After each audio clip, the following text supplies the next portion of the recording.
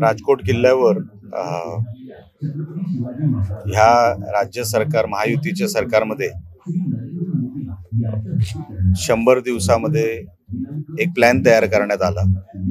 त्यामध्ये राजकोट किल्ल्यामध्ये जो मागचा प्रसंग घडला होता त्यामध्ये आता भव्य दिव्य शिवाजी महाराजांचा पुतळा इथे उभारण्यात यावा ही आमची सगळ्यांचीच मागणी होती आणि तो लवकरात लवकर व्हावा, दर्जेदार व्हावा, चांगल्या म्हणजे क्वालिटी म्हणतो त्या सगळ्या क्वालिटी चेक करून व्हावा असं सगळं आमचं तेव्हापासूनचं जे काय म्हणणं होतं ते आता पायाभरणीचा कार्यक्रम, ह्या पायाभरणीच्या कार्यक्रमाला पालकमंत्री नितेश राणे येणार आहेत।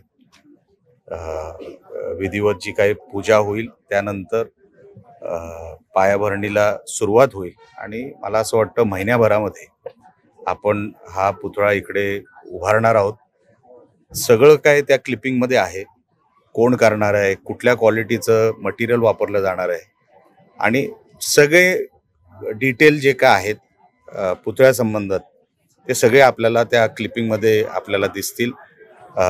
मूर्तिकार कोण, कुठलं मटेरियल वगैरे सगळं, म्हणून एक भव्य दिव्य इकडे वास्तू उभी राहावी महाराजांची,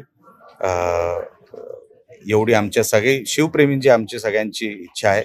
आणि अख्ख्या महाराष्ट्राला जो मागचा प्रसंग घडला तो डोक्यातून काढून टाकण्यासाठी एक चांगली आणि एक भव्य दिव्य वास्तू इथे आम्ही उभी करणार आणि महायुती सरकारचा जो काही मानस आहे की 100 दिवसाच्या आत, सरकारच्या 100 दिवसाच्या आत पुतळा इकडे उभा राहावा अशी सरकारची जी काही इच्छा आहे ती लवकर आपल्याला पूर्ण होताना दिसेल। मागच्या घटनेनंतर एक खबरदारी प्रशासनाने घेतलेली दिसते, काय सांगता? घ्यावीच लागेल।